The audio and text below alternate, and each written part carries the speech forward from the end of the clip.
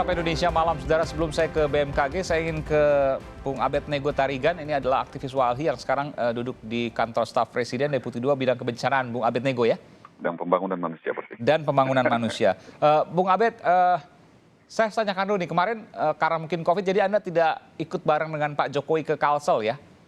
Pasti biasanya terbatas ya. Iya. Pasti man. Ya, timnya juga tim tidak terlalu besar dan juga menterinya juga tidak terlalu banyak. Kemudian hanya Pak Basuki Hadi Mulyono yang saya lihat di sana.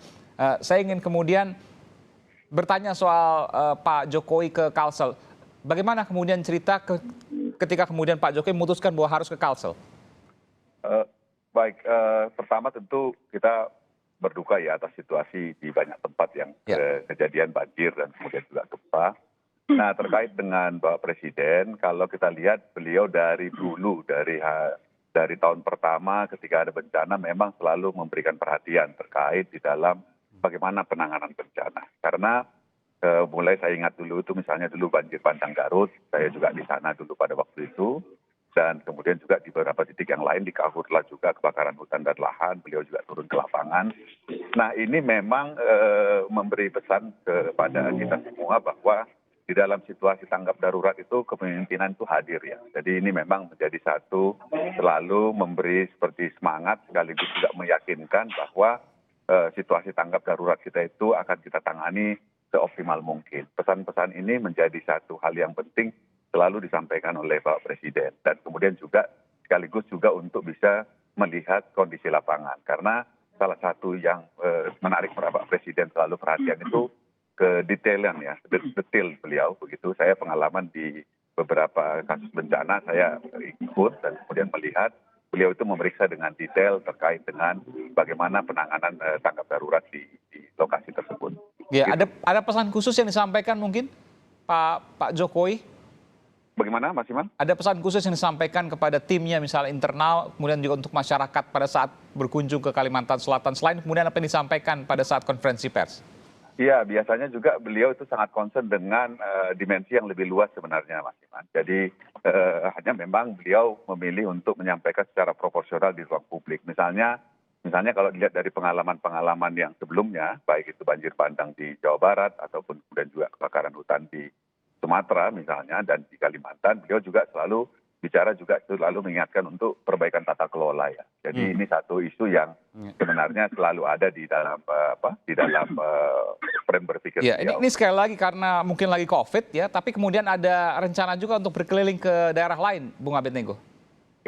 Yang pasti kan sudah ke Majene ya, artinya tidak menutup kemungkinan beliau untuk melihat ke daerah yang lain begitu ya, karena kita tahu juga di beberapa titik ada mengalami bencana gitu. Iya, saya ke Bung Kisworo. Bung Kisworo, Anda sempat kemudian mengkritik Pak Jokowi jangan hanya datang, tapi kemudian ada sesuatu yang kemudian dilakukan. Apa yang Anda sampaikan di sini?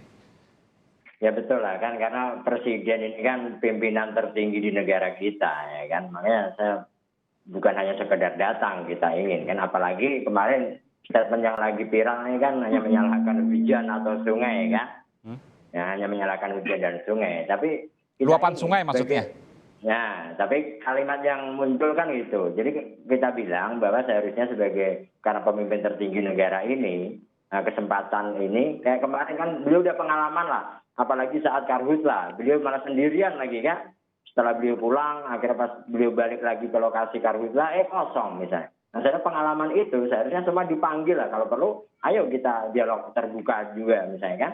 Dengan masyarakat sipil, dengan rakyat, ayo kita berunding dengan misalnya pemilik korporasi-korporasi sektor tambang, sawit, HPH gitu. Ayo gitu kan. Kenapa Anda katakan itu? Kenapa Anda katakan berbicara dengan masyarakat termasuk pengusaha-pengusaha tadi tambang, sawit? Apakah Anda mengarah ke sana bahwa banjir ini karena tambang, karena sawit? Ya ini kan indikasi kuat. Saya bilang kan dari total 3,7 juta hektar ini kan hampir 50%. Kalsel itu sudah dibebani izin pertambangan dan perkebunan kelapa sawit. Dan ini penting kenapa saya sampaikan selain curah hujan yang disampaikan oleh Pak dari BMKG tadi, tapi kan berarti kan daya tampung dan dukung lingkungan, salah satunya di Kalsel itu sudah posisi darurat. Makanya saya sampaikan ini darurat bencana ekologis. Apalagi sudah bisa diprediksi ya kan dari awal bahwa curah hujan Januari nih. Nah, kita lihat ternyata daerah-daerah yang banjir ini resapan, ya kan terganggu nih daerah ekosistem rawa gambut salah satunya kan yang dulu itu sebagai tangkapan atau resapan air ternyata sekarang udah berubah menjadi perkebunan sawit gitu kan. Oke, saya ke Bung Abed. Ada apa? Iya, baik. Kan ada tambang misalnya kan. Hal kayak gitulah maksud saya. Oke, kan? saya informasi sudah saya dapatkan, saya ke Bung Abed. Bung Abed, jadi sama-sama Walhi nih, kemudian sekarang Bung Abed sudah di KSP, dulu adalah Direktur Walhi. Jangan cuma datang Presiden, tapi kemudian berbicara dan mencari masalah sesungguhnya. Benarkah apa yang disampaikan oleh Bung Kisworo adalah masalah sesungguhnya yang kemudian tidak disentuh Presiden pada saat kedatang? Ya mungkin itu nggak lengkap saja ya dalam arti Presiden menyampaikan, tetapi juga maksudnya gimana, Mas? Artinya juga pasti karena setelah itu juga ada arahan-arahan berikut kan, seperti yang dijelaskan juga oleh oleh Pak Heru Kasetpres juga di dalam sebuah media juga menyampaikan kan bahwa Presiden juga memberikan arahan agar para menteri juga memberikan perhatian terkait dengan dimensi-dimensi lain seperti yang tadi disampaikan juga misalnya terkait dengan curah hujan dan lain sebagainya. Di dalam pernyataan pers Presiden kan disebutkan sebagian wilayah Kalimantan Selatan. Presiden nggak ada menyatakan bahwa seluruhnya karena luapan. Jadi Anda mengatakan itu sudah diumumkan, itu sudah disampaikan, meskipun tidak diumumkan, meskipun tidak disampaikan dalam konferensi pers begitu. Iya, pasti karena salah satu juga tanggung jawab kami di kantor staf Presiden juga kan memantau perkembangan isu-isu yang ada. Tentu ini juga menjadi bahan atau materi komunikasi kami dengan kementerian-kementerian terkait. Baik, Bung Kisworo, Anda punya komentar terkait ini? Ya, makanya tadi, karena ini kan memang nggak sampai ke kita. Karena jangankan kita ketemu ya kan, mendekati aja nggak bisa misalnya dengan Presiden. Dan makanya saya bilang, kalau seperti itu kan sayang gitu loh kan, dengan biaya tinggi, apalagi masa pandemi, Pak Jokowi ke sini di saat bencana. Sebagai pengalaman saya bilang waktu Karhutla beliau itu sampai sendirian balik kembali kan, kembali lagi ke lokasi Karhutla, dan sekarang di saat banjir supaya tidak terulang lagi apa, ayo ya kan, kesempatan beliau sebagai pemimpin tertinggi di negara ini, kewenangannya adalah salah satu tadi berhak memanggil gitu loh ya, terutama pemilik korporasi di sektor tadi tambang, sawit, HTI dan HPH. Ada apa ini? Apa yang sudah dilakukan gitu ya, kan? tanpa kemudian menuding, tapi kemudian dicoba dicari solusinya, Anda maksud gitu ya? Betul. Oke, gitu Bung kan? Abed. Supaya ke depan nggak terulang lagi gitu loh. Ini mohon maaf ya sebelum ke Bang Nego, artinya kan ini kan kalau hujan kita ini kebanjiran, kalau kemarau Karhutla itu terus terulang terus gitu loh. Ini serius nggak kita misalnya menangani ini kan? Mungkin itu Bang. Sebelum ke Bang Nego, silakan. Oke, selang Bung Abed Nego. Iya, kan tentu di dalam konteks komunikasi itu sebenarnya ya pada prinsipnya komunikasi itu bisa terbuka saja. Tetapi di dalam kedatangan Pak Presiden kemarin itu memang lebih menitik beratkan pada upaya tanggap darurat ya Mas. Jadi ini nanti Mas Aiman tadi memang ini penting untuk kita bisa paham juga bahwa memang di dalam konteks ini memang ada nanti fase tanggap darurat dan kemudian fase penanganan selanjutnya. Oke, artinya akar permasalahan pasti akan disentuh, pasti akan diselesaikan. Anda mau mengatakan itu? Iya, harus bergerak ke arah sana. Karena kan seperti misalnya di Karhutla juga Presiden mengeluarkan kebijakan misalnya beberapa itu terkait dengan ada beberapa kebijakan yang mendukung upaya supaya bagaimana kebakaran hutan dan lahan itu tidak terjadi. Ya syukur misalnya tahun lalu itu bisa dikelola walaupun ada banyak pengaruh cuaca juga. Tetapi upaya ke arah sana itu ada dilakukan. Tentu berkaitan di dalam situasi banjir yang kita hadapi, tentu juga ini akan nanti didorong untuk ada upaya ke arah sana. Baik, Bung Kisworo terakhir, apa yang Anda harapkan? Apa yang Anda harapkan real selain kemudian tadi Anda katakan bicara? Apa yang ada di bayangan Anda? Ya, ini kan penting. Artinya kan bencana ekologisnya yang selalu terulang. Ya, hampir semua daerah lah kan. Makanya yang pertama yang perlu dilakukan oleh negara ini, baik itu dari presiden, gubernur, bupati, wali kota, tentunya apa? Review perizinan. Jadi semua izin-izin direview lah kan. Kemudian diaudit gitu. Kemudian stop izin baru atau moratorium. Terus apa lagi? Bentuk Satgas Kejahatan Lingkungan misalnya. Dan sisi lain apa? Review RT/RW, rencana tata ruang wilayah.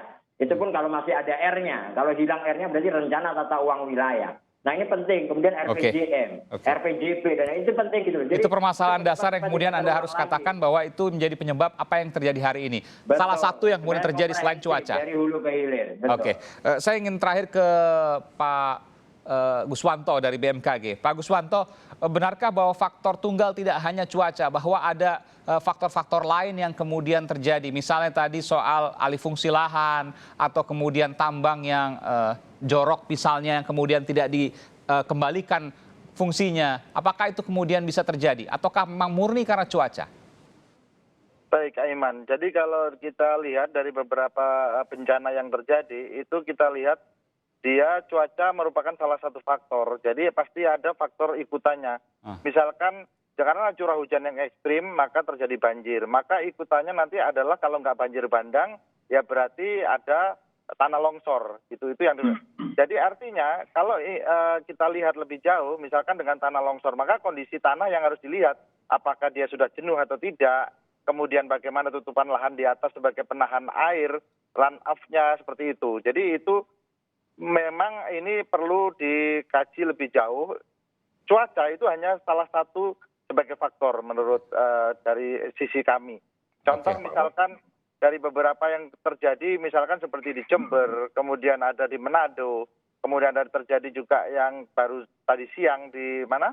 Di Puncak, itu juga sama. Curah hujannya kecil tapi sedikit, tapi lama. Sehingga titik jenuh itulah, demikian. Jadi ada sesuatu yang memang harus diinvestigasi di sini. Ada sesuatu yang memang harus mungkin diperbaiki. Kita harus mungkin mencari setelah nanti tanggap darurat selesai. Terakhir, singkat saja karena waktu sudah habis, Bung Abednego, apa yang bisa dilakukan oleh pemerintah dalam waktu dekat ini selain tanggap darurat? Tentu kita tahu prioritas pertama adalah tanggap darurat. Tentu ya seperti sampaikan tadi, prioritas pertama tanggap darurat, koordinasi seluruh kementerian dan lembaga dan daerah menjadi sangat penting.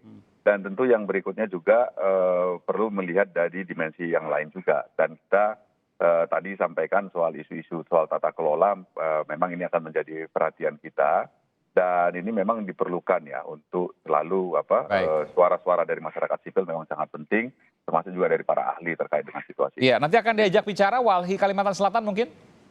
Itu pasti peluang itu selalu ada.